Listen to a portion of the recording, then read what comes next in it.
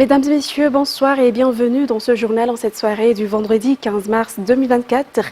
Tout de suite, à l'œil de l'actualité de ce jour, le président de la République Andradouel a rencontré dans la matinée au Palais d'État d'Yavlou la délégation de l'UNOPS ou du Bureau des Nations Unies pour les services d'appui au projet et le représentant de la Banque mondiale. La discussion a porté sur le secteur de la santé et les deux partenaires ont également confirmé qu'ils travailleront ensemble pour relever le défi de Madagascar. Le président de la République Andradouel a confirmé que Madagascar est ouvert à toute coopération multilatérale pour atteindre les objectifs. Reportage signé Judicael Rangianirin sur les images de Eri Raslou Farvanan. Aujourd'hui a été la troisième rencontre entre le président de la République Andradouel et le représentant permanent de la Banque mondiale, SEC. Cette rencontre a également vu la participation de la représentante du Bureau des Nations Unies pour les services d'appui au projet, ou UNOPS, Tatiana Wa. De nombreux efforts sont à déployer pour garantir le développement de Madagascar, selon le président Andradouel lors de cette rencontre. Madagascar est ouvert à toute coopération multilatérale à cet effet. Il a été discuté lors de cette rencontre la coopération de Madagascar avec l'UNOPS afin d'accélérer la mise en œuvre des projets primordiaux dans le domaine de la santé pour améliorer les conditions de vie des Malagasy. La discussion a été assistée par le ministre de la Santé publique, le professeur Zeli Rajiamanatani, ainsi que la ministre de l'Économie et des Finances, Rinj Asmbel Jabal Nirinason. Le représentant permanent de la Banque mondiale SEC a souligné que Madagascar dispose de 391 millions de dollars auprès de la Banque mondiale pour réaliser ses projets. C'est la raison pour laquelle la coopération se concentrera et se fera avec l'UNOPS afin d'accélérer et de faciliter l'achat des équipements nécessaires et la construction des infrastructures dans le domaine de la santé. Ce projet qui fait figure de prémisse supplémentaire dans la mise en œuvre du pilier capital humain, inscrit dans la nouvelle orientation du président de la République ainsi que de son gouvernement dans l'objectif d'atteindre le développement durable de Madagascar. Ce projet se concentrera sur les soins de santé de base ainsi que la promotion de l'utilisation des méthodes contraceptives. Les trois parties ont été convaincues lors de cette rencontre que cette collaboration permet d'atteindre le développement durable établi dans la politique générale de l'État. L'impression des bulletins uniques à utiliser lors de l'élection parlementaire se fera à l'étranger. Selon la CENI, aujourd'hui, le financement du gouvernement est suffisant pour faire face aux élections. Par ailleurs, pendant 20 jours, chaque Foukontane procède à la rectification des faits constatés dans la liste électorale. Reportage de Sein Khanirlant. La CENI se dit prête à affronter les élections législatives, selon son président aujourd'hui. L'impression des bulletins uniques se fera à l'étranger et le financement du gouvernement qui est suffisant pour faire face aux élections selon les informations. Concernant les améliorations des méthodes de travail de la CENI énumérées par l'Union européenne, le président de la CENI a confirmé qu'elles ont toutes été réalisées, notamment la révision de la liste électorale à travers le RAL 2023-2024. Par ailleurs, chaque Foukontane procède actuellement à la vérification et à la rectification de la liste électorale des faits constatés, comme les noms répétés, cette tâche qui sera effectuée en 20 jours selon les explications.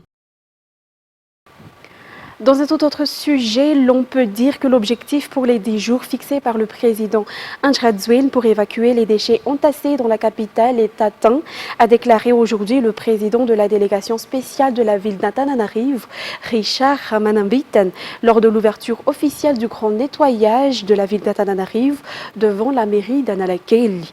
Le PDS a exhorté les habitants à se conformer à la loi régissant l'assainissement ou au CMH concernant le respect des horaires établis pour évacuer les déchets de chaque ménage. Reportage de Mervoulet-Feren sur les images de Praz d'Enilson.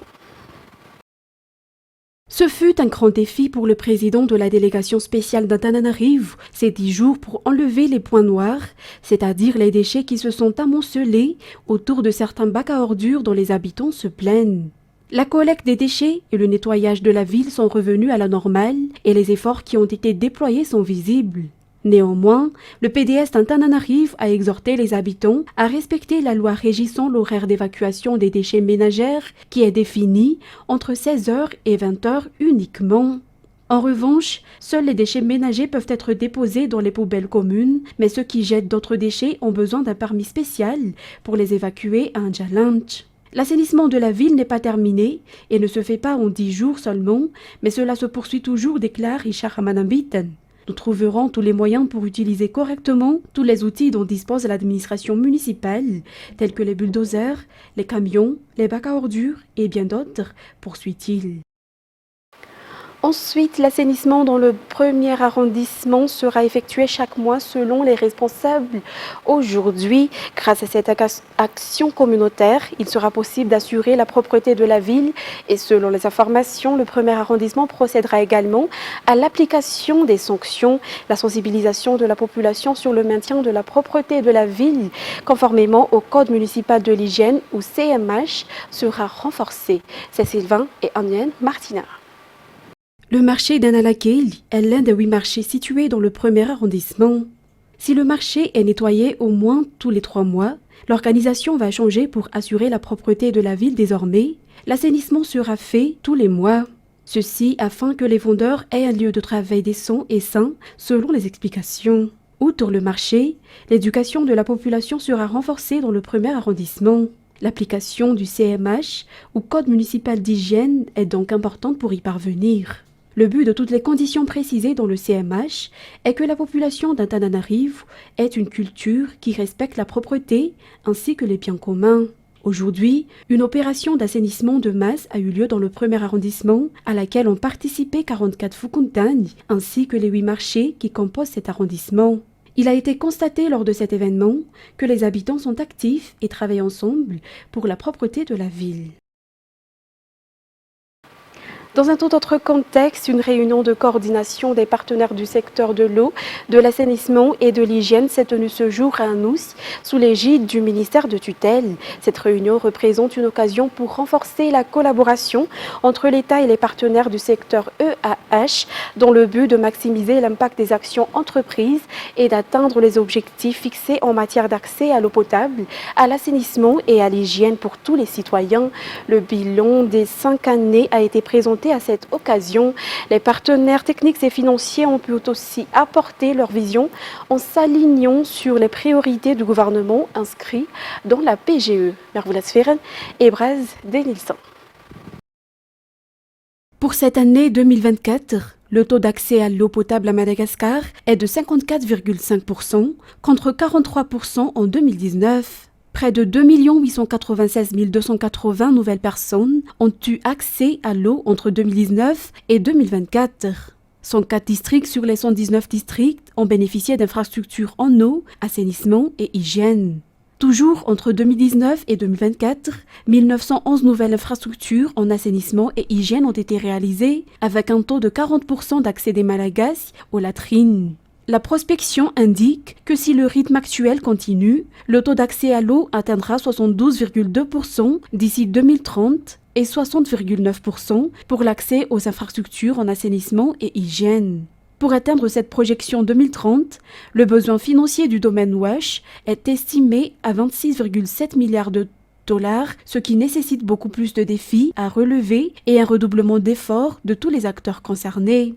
Ainsi, cette réunion de coordination des partenaires du secteur eau, assainissement et hygiène vise à unir les efforts et à renforcer la collaboration entre les différentes parties prenantes du secteur afin de promouvoir une vision stratégique et politique commune. La réunion ambitionne de coordonner les activités relatives au secteur EAH en mettant l'accent sur l'harmonisation des interventions et des acteurs. Ce secteur bénéficie d'un appui certain, mais évidemment les besoins sont gigantesques. On l'a vu encore, la moitié de la population ici à Madagascar n'a pas accès à l'eau potable. 40% de la population pratique encore ce qu'on appelle la défécation en air libre, ce qui veut dire que les conséquences, tant sur le plan sanitaire, nutritionnel, sont encore terribles et il faut les adresser. Cela va évidemment demander de redoubler d'efforts. On l'a vu dans la première présentation de ce matin. Le défi reste très grand. Je peux ajouter que, en fait, ce n'est pas une situation de status quo parce que nous avons une croissance démographique et aussi l'équation du changement climatique.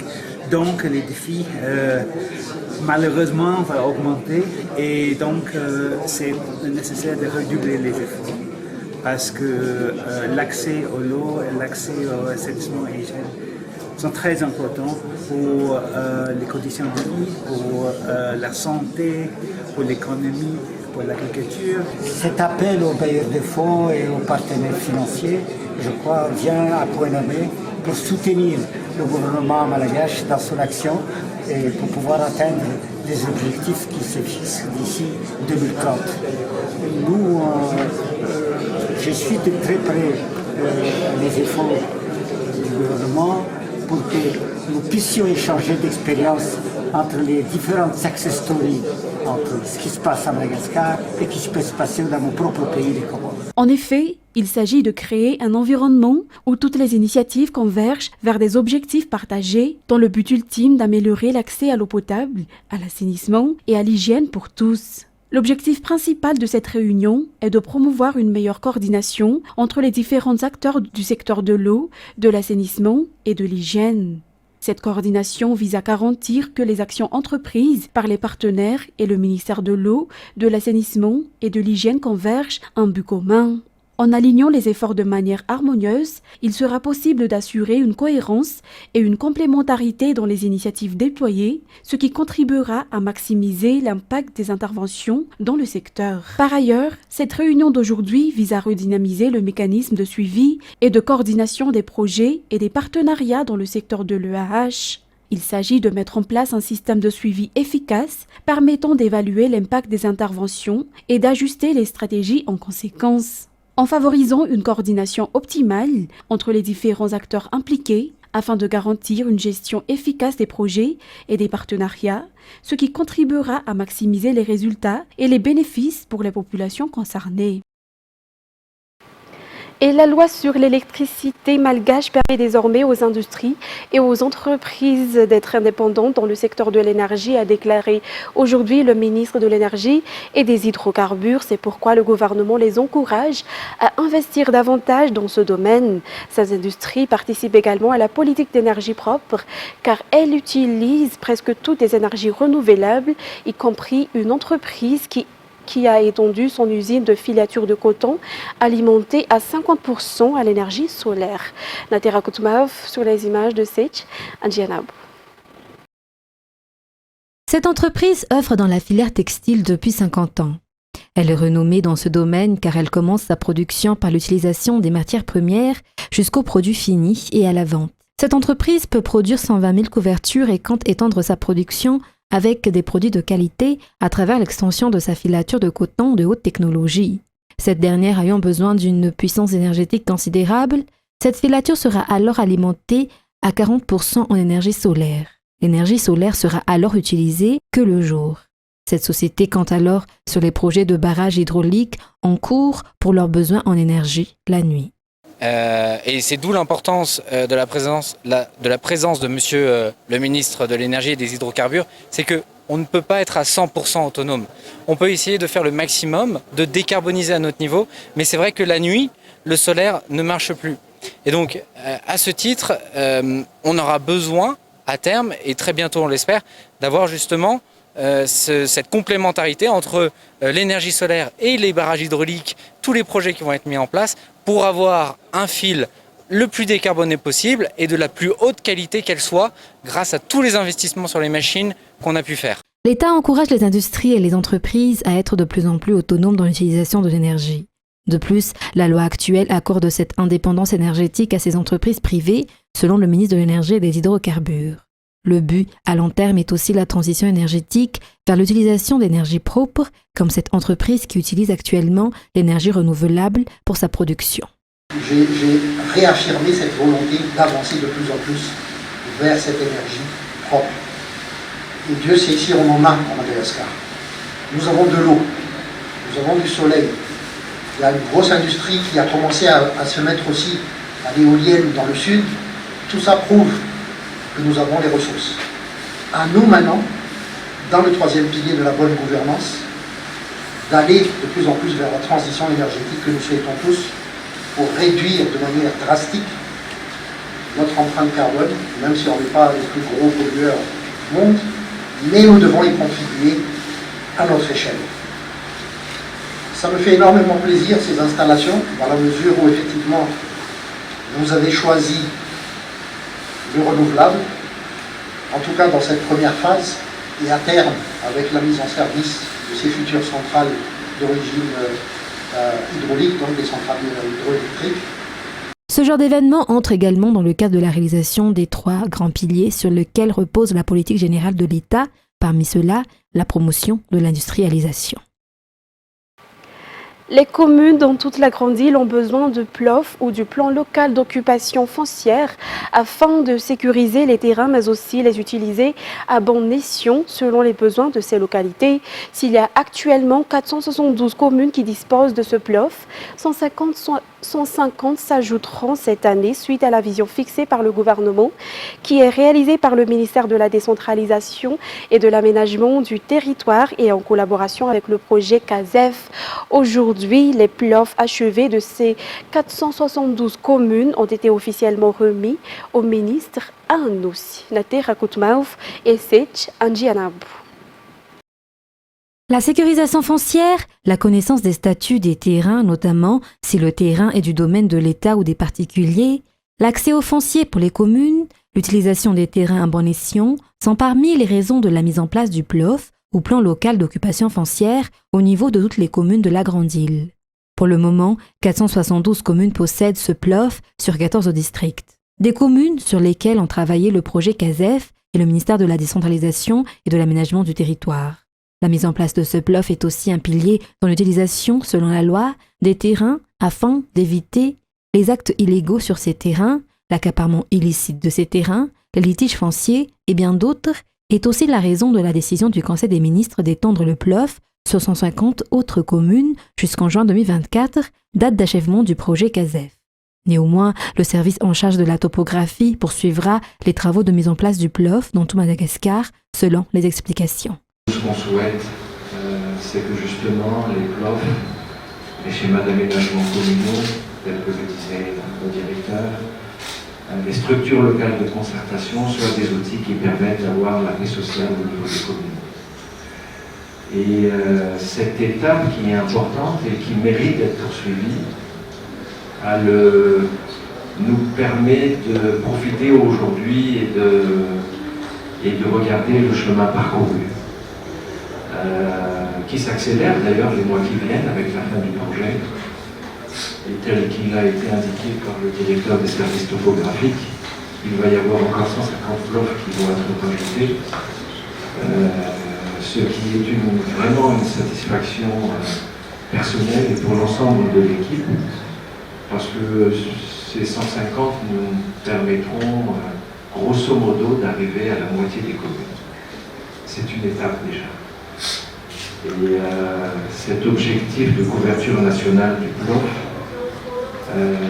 cet objectif est un objectif qui est au plus haut niveau, puisque le président de la République, le gouvernement dans son ensemble, appuie cette démarche. La remise officielle du plan local d'occupation foncière ou PLOF au ministre de la décentralisation et de l'aménagement du territoire pour les communes bénéficiaires s'est tenue aujourd'hui au ministère à Anoussi.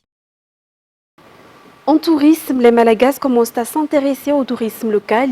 Dans le cadre de la promotion de ce secteur, le ministère a organisé cette année la 7e édition du salon Tsenabe Nifizantan qui se tient au jardin d'Atanaren depuis aujourd'hui jusqu'à dimanche. Fanjisiana Mireille et Hassan Khafalzanar nous en disent plus. Il y a potentiellement 2 millions de touristes nationaux à Madagascar.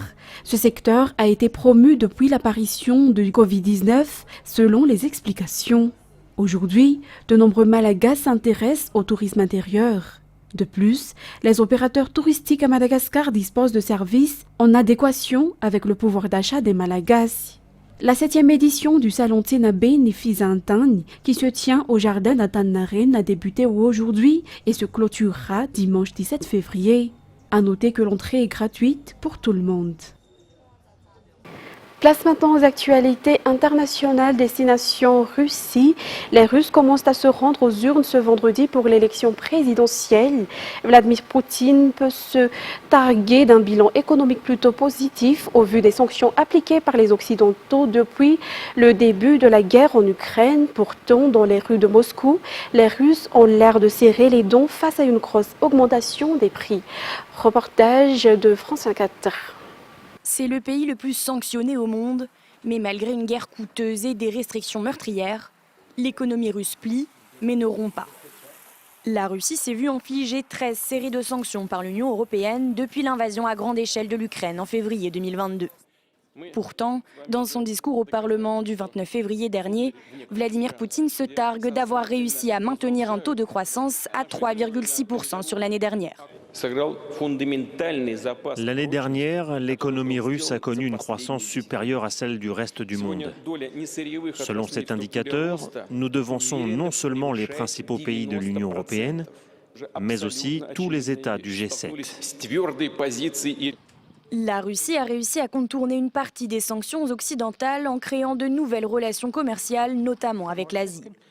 Aujourd'hui, le Kremlin affirme vendre 40% de son pétrole à l'Inde et 50% à la Chine, qui est aussi le principal importateur des produits russes. Ensuite, la Russie se réapproprie certains marchés. Les marques mondiales telles que McDonald's et KFC ont disparu, remplacées par des équivalents locaux. De nombreux secteurs comme l'armement et l'industrie manufacturière tournent à plein régime avec la guerre en Ukraine et permettent de maintenir l'économie à flot. Mais dans les rues de Moscou, le quotidien des Russes semble bien loin de cette réalité. C'est fou comme les prix ont augmenté. Chaque passage au supermarché coûte un bras maintenant. Aujourd'hui, le taux d'intérêt est tellement haut qu'il n'est absolument pas rentable de contracter un prêt. Dans l'ombre, des pans entiers de l'économie russe sont à l'arrêt à cause de la guerre, comme le secteur automobile ou l'agriculture, confrontés à de graves pénuries de main-d'œuvre. Et aux États-Unis, le chef de la majorité démocrate au Sénat américain a jugé jeudi que le Premier ministre israélien Benjamin Netanyahou était un obstacle pour la paix et a appelé à des élections en Israël. Nouveau signe du changement de ton des dirigeants américains envers sa gestion de la guerre à Gaza. France 24. Les démocrates sont-ils à bout de patience vis-à-vis du gouvernement israélien? Alors que le bilan humain de la guerre à Gaza ne cesse de s'alourdir, le leader de la majorité démocrate au Sénat, Chuck Schumer, a eu des mots forts. Il réclame de nouvelles élections en Israël. En tant que soutien de toujours d'Israël, il est désormais clair pour moi que la coalition de Benyamin Netanyahou ne répond pas aux besoins d'Israël. Après le 7 octobre, le monde a changé de manière radicale. Le peuple israélien est entravé par une politique gouvernementale dépassée. Chuck Schumer n'est pas le premier démocrate à condamner la politique de Benyamin Netanyahou et Joe Biden lui-même a multiplié les mises en garde vis-à-vis de son allié israélien. Mais cette critique directe est la première pour un responsable américain de premier plan. Critique d'autant plus remarquée que Chuck Schumer, de confession juive, a jusqu'à présent toujours été un allié indéfectible du gouvernement israélien. Le Likoud, parti de Benyamin Netanyahou, n'a pas tardé à réagir.